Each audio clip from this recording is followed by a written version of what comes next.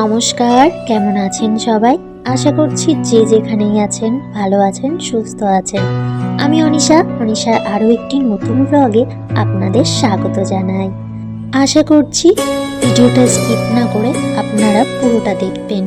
I hope আজকের ভিডিওটা আপনাদের ভালো লাগবে। সকাল সকাল চা করে নিয়েছি, সঙ্গে দুটো বিস্কিটও নিয়ে নিয়েছি। আর এইদিকে ওই যে বড়দিন ছিল, যেহেতু 25শে ডিসেম্বর গেল, সেই কারণে কিন্তু কেক আনা হয়েছিল বলতে এটা আমার বাপের বাড়ি থেকে আমার পাপাই দিয়েছিল আমাকে। আমি বাপের বাড়িতে ছিলাম, মানে বাদ করলে কয়েকটা দিন ছিলাম, সেই কারণের জন্যই কিন্তু মূলত ভিডিওটা অনেকদিন আপলোড করতে পারিনি। তবে ভাবলাম না, আবারও ভিডিওর কাজে লাগি। এদিকে কিন্তু এই কেকটা যেহেতু বললাম পাপা এনেছিল, পাপা দিয়েছিল বাড়িতে নিয়ে আসার জন্য। কেকটা ছিল আর খাওয়া হয়নি, তাই ভাবলাম সকালে একটু চায়ের সঙ্গে খেয়ে নিই। সেই কারণেই কিন্তু এক টুকরো কেক আর দুটো বিস্কুট দিয়ে আমার চাটা আমি শেষ করলাম। দেন আমি এখানে একটা খালি কৌটোতে ওই বেকারির বিস্কুটগুলো ঢেলে রাখছি। আমার বাবান কিন্তু এই বিস্কুটগুলো মূলত খেতে খুব ভালোবাসে, সেই কারণে আমার পাপা ওর জন্যে 4 প্যাকেট দিয়ে দিয়েছিল। তবে আমি 2 প্যাকেটই এনেছি ওর জন্যে, কারণ ও কখন কোনটা খেতে ভালোবাসে আমরা নিজেই বুঝি না। একটা খেতে খেতে ওর অরুচি হয়ে গেলে আর খায় না। এদিকে কেকটাও একটা প্লাস্টিকের ভিতর মুড়িয়ে রেখে দিলাম। তারপর বাবানের খাবারটা করে নিচ্ছি। সকালে আজ খাওয়াবো একটু চাল ডালের গুঁড়োটাই কিন্তু রান্না করে নিয়েছি। তারপর কিন্তু সকালের সমস্ত বাসি কাজ সেরে মানে আমি জামা কাপড়গুলো ধুয়ে নিয়েছিলাম। সেই জামা কাপড়গুলো এখানে বেশ টান করে রোদে নেমে দিচ্ছি। আর আমার কয়েকটা ফুল গাছে বেশ দারুণ ফুল দিয়েছে। বাড়িতে যখন ছিলাম না, বাপের বাড়িতে ছিলাম, ফুল গাছগুলোর জন্য বেশ টেনশন হচ্ছিল। বাবানের পাপাকে তো বারবার করে ফোন করে বলছিলাম গাছগুলোতে তুমি জল দিও কিন্তু। আর কিন্তু বাড়ি আসার পর বেশ কয়েকটা ফুল দেখেছি, বেশ মনটা ভালো হয়ে গেছে। এখানে একটু জলের বোতলগুলো আমি ক্লিনিং করব, সেই কারণে কিন্তু একটু পাতিলেবু কেটে নিচ্ছি। দেখলাম বেশ কয়েকটাই পাতিলেবু রয়েছে ঘরে, সেই কারণে ভাবলাম পাতিলেবুগুলো কুচিয়ে বোতলগুলো আজ ক্লিনিং করেই ফেলি। যেহেতু বাড়িতে ছিলাম না, সেহেতু ক্লিনিংয়ের অনেক কাজই কিন্তু হয়ে গেছে। তাই এর ভিতরে একটু লেবু কুচিয়ে নিয়েছি ভালো করে, লেবু, লবণ আর একটু আমার বাবানের শ্যাম্পু দিয়েছি। জানো তো, এখানে ভিম লিকুইডটা দিলে ভালো হতো, তবে আমার কাছে যেহেতু ভিম লিকুইডটা নেই, সেই কারণে বাবানের শ্যাম্পুটাই দিয়েছি। আর সার্ফ আমি ইউজ করি না, কারণ সার্ফ ইউজ করার পর আমার কাছে পরে যেন সার্ফে একটা গন্ধ বেরোয় জল থেকে। দেন এদিকে আমি বেসিনের বোতলগুলো নিয়ে এসে ভালো করে এখানে স্কচব্রাইট দিয়ে বাইরেটা পরিষ্কার করে নিয়েছি, কারণ ভেতরটা তো স্কচব্রাইট দেওয়া যাবে না। আর যেহেতু ভেতরটা আমি পরিষ্কার করেই নিয়েছি আগে ঝাঁকিয়ে ভালো করে, মানে যেহেতু শ্যাম্পুটা দিয়েছিলাম ফেনাও হয়েছে, আর লেবু লবণে তো একটা অ্যাসিড টাইপের কাজ করে, সেটাতে কিন্তু বোতলটা বেশ ভালো ক্লিনিং হয়েছে। তো হওয়ার পর আমি বাইরেটা স্কচব্রাইট দিয়ে ভালো করে পরিষ্কার করে নিয়েছি। আর তারপর কিন্তু এদিকে আমি জল দিয়ে ভালো করে ক্লিনিং করে নিচ্ছি।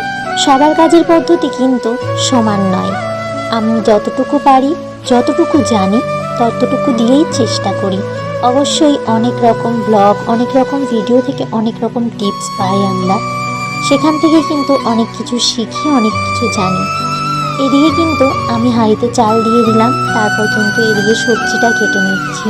আর এদিকে করবো একটু বেগুন ভাজা, ডাল আর ফুলকপি আলু ভাজা, সেই কারণে কিন্তু এখানে বেশ চাকা চাকা করে বেগুনটা কাটছি।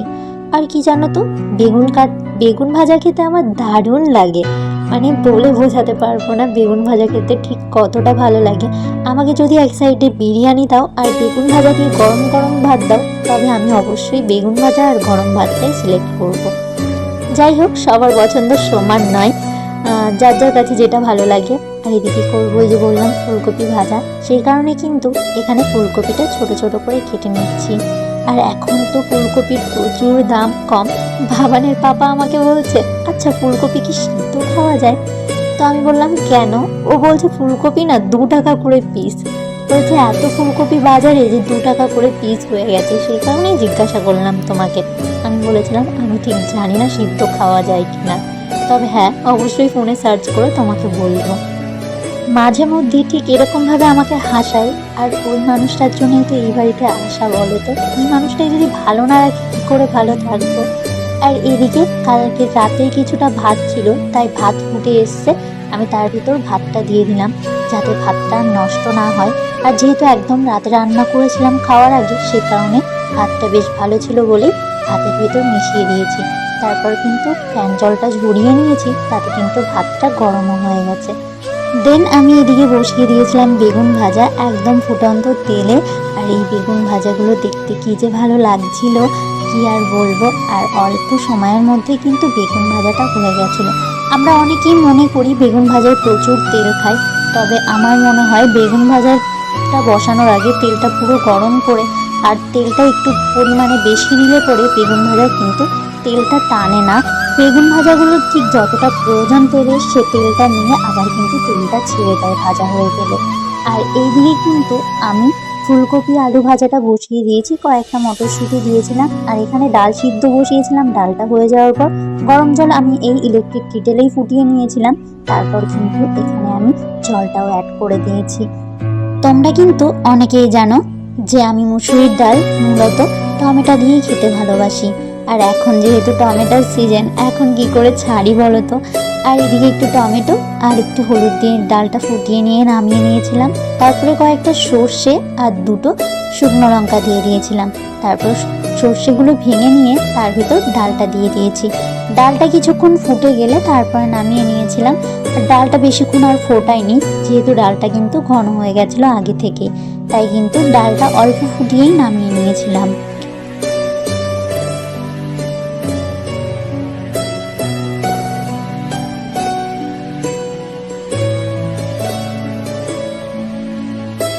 এদিকে করবো ছেলের জন্য একটু খিচুড়ি, সেই কারণে বাটার দিয়ে দিয়েছি আগে কিছুটা।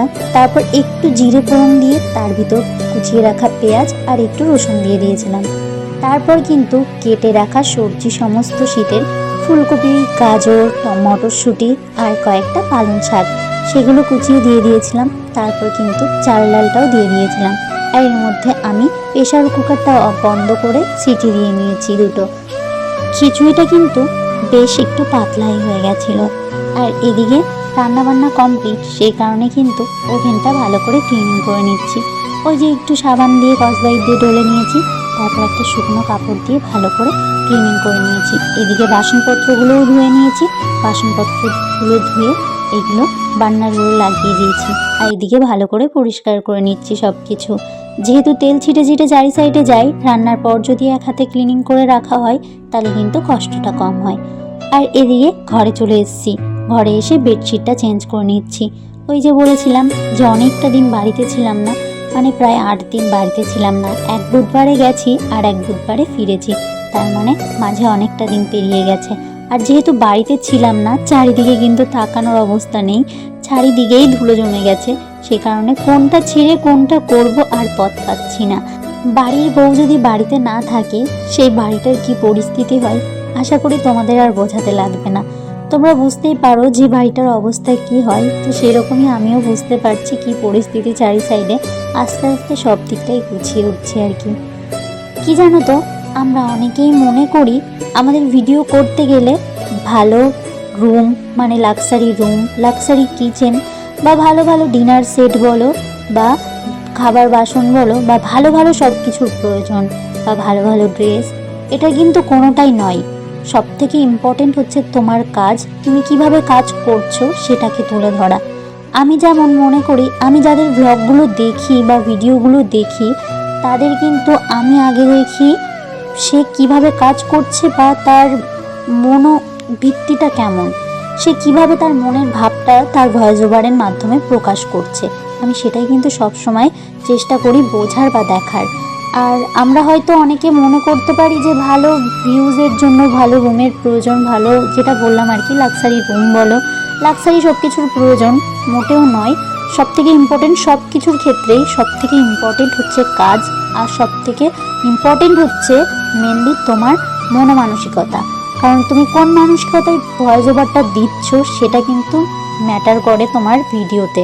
কারণ তুমি ভিডিও বানানোর পর ভয়েস ওভারটা ঠিক কীভাবে দিচ্ছ সেটাও কিন্তু মাস্ট। আর ভিউজের কথা, ভিউজ তো দেখবে যাদের ওপরে ছাদ নেই, মানে ঠিকঠাক ছাদটুকুনি ওপরে নেই, তাদের চ্যানেলেও কিন্তু প্রচুর ভিউজ আসে। সেই কারণে কোনো লাক্সারি রুম বা ভালো ক্যামেরার কোনো প্রয়োজন নেই। কাজের ওপর ডিপেন্ড করতে হবে তোমাকে, কাজটা ঠিক তুমি কিভাবে করছো আর কিভাবে তুলে ধরছো তুমি ক্যামেরাতে। অবশ্যই ক্যামেরার অ্যাঙ্গেলটাও প্রয়োজন, তুমি যে ক্যামেরা ইউজ করো না কেন ঠিক কীভাবে অ্যাঙ্গেলে রেখেছো, কোন অ্যাঙ্গেলে রেখেছো সেটাও কিন্তু ম্যাটার করে। আর কিন্তু আমি যাদের ব্লগগুলো দেখি মাস্টলি আমি নোটিস করি তারা কিভাবে ভয়েস ওভার দিচ্ছে, কিভাবে ভিডিওর অ্যাঙ্গেলটা কোন দিক থেকে রেখেছে, সেগুলো কিন্তু আমি সবসময় নোটিস করি। আর এদিকে কিন্তু আমি ডাস্টিং করে নিচ্ছি, ডাস্টিংয়ের কাজগুলো আজকেই কমপ্লিট করে রাখছি। আস্তে আস্তে সবগুলোই গুছিয়ে উঠছি। জামা কাপড় তো প্রচুর জমেছিল, সেগুলো কেচে নিয়েছি। আর কিছুটা আছে, একবারে তো সম্ভব নয়, কারণ আমি তো কোনো মেশিন নই। যাই হোক, এদিকে সব ডাস্টিংয়ের কাজগুলো কমপ্লিট করে আমি স্নান সেরে এসেছি। স্নান সেরে এসে সিঁদুরটা পরে নিচ্ছি, তারপর পুজোর কাজটাও কমপ্লিট করতে হবে। আর এদিকে যেহেতু সিঁদুর পরার অনেকগুলো নিয়ম আছে, যতটুকু জেনেছি সেইগুলো মানার চেষ্টা করি। সেইভাবেই সিঁথিতে, কপালে, গলায় আর তোমার হচ্ছে আমি শঙ্খে দিয়ে থাকি। এদিকে আমি কিন্তু আলতা পরতে প্রচণ্ড পছন্দ করি, সেই কারণে আজ একটু আলতা পরেছিলাম, সেটাই তোমাদেরকে দেখাচ্ছিলাম। তারপর একেবারে সন্ধ্যার পর, এর মাঝে কোনো ভিডিও শ্যুট আর করা হয়নি।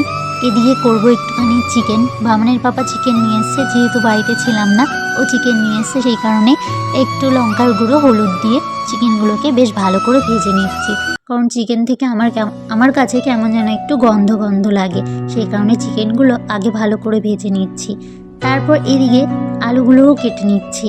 আর যেহেতু নতুন আলু না, কাটতে একটু অসুবিধাই হয়। আর নতুন আলু খুব একটা ভালো লাগে না, একমাত্র আমার কাছে সিদ্ধটা খেতেই ভালো লাগে নতুন আলু। তাছাড়া ওই ভাজা মোটামুটি, তাছাড়া কোনো সবজিতে বলো, চিকেনে বলো, কোনো কিছুতেই কিন্তু আলুটা খুব একটা পছন্দ করি না আমি। আর এদিকে কিন্তু আমি আদাটাও কেটে নিচ্ছি, মানে চিকেনের যে মশলাগুলো প্রয়োজন সেগুলোই কিন্তু এখানে আমি বানিয়ে নিচ্ছি। আর এদিকে একটা বড় টমেটো আমি কেটে নিচ্ছি, কারণ টমেটো না দিলে তো চিকেন হয়ই না। আর এখনকার ম্যাক্সিমাম সবজিতে বলতে গেলে টমেটো, ধনেপাতা চলেই। শীতকাল, এখন যে টমেটো আর ধনেপাতাটা বেশি পাওয়া যায়। আর কিন্তু এদিকে মিক্সির বাটিতে মশলাগুলো দিয়ে দিচ্ছি, মানে যে মশলাটা লাগবে আর কি। কয়েকটা রসুন, শুকনো লঙ্কা, একটু জিরে আর আদা কুচিটা। এদিকে চিকেনটা ভেজে তুলে নিয়েছিলাম, সেই তেলটার ভেতরেই ফোড়ন দিয়ে দিলাম গোটা গরম মশলা, জিরে, তেজপাতা আর শুকনো লঙ্কা। তারপর কিন্তু ফোড়নটা একটু ভেজে নিয়ে তার ভিতর দিয়ে দিয়েছি পেঁয়াজ কুচি। পেঁয়াজ কুচিটা একটু ভালো করে ভেজে নিয়ে তার ভিতর দিয়ে দেব পেস্ট করা মশলাটা। এদিকে পেস্ট করা মশলাটা দিয়ে ভালো করে তেল ছাড়া পর্যন্ত নেড়ে নেব। তারপর কিন্তু টমেটো কুচিটাও দিয়ে দেব। এদিকে টমেটো কুচিটা দিয়ে ভালো করে মশলার সঙ্গে মিশিয়ে নিচ্ছি, যতক্ষণ না টমেটো থেকে জল ছেড়ে দেয়। এদিকে মশলাটা ভালো করে কষানো হয়ে গেলে ওই যে আগে থেকে ভেজে রাখা চিকেনগুলো আমি এখানে দিয়ে দিয়েছি।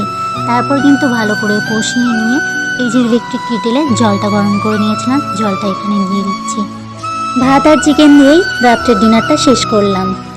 আজ তবে আসি, দেখা হবে পরবর্তী নতুন কোনো ভিডিওর সঙ্গে, নতুন কোনো সকালে। ততক্ষণ তোমরা সকালে ভালো থেকো, সুস্থ থেকো ও সাবধানে থেকো। আর হ্যাঁ, যদি আমার ভিডিও ভালো লেগে থাকে অবশ্যই একটা লাইক, কমেন্ট, শেয়ার করে যেতে পারো।